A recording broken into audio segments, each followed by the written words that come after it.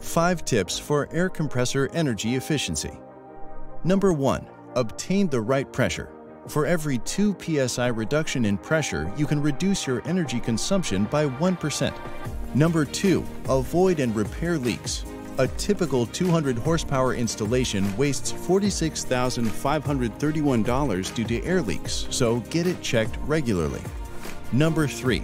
Follow a maintenance schedule. A compressor that works correctly is the most efficient for your wallet. Number 4. Install a VSD compressor.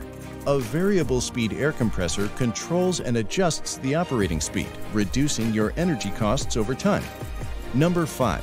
Use heat recovery. Recovering the heat generated by compressors can also lower CO2 emissions and reduce your carbon footprint.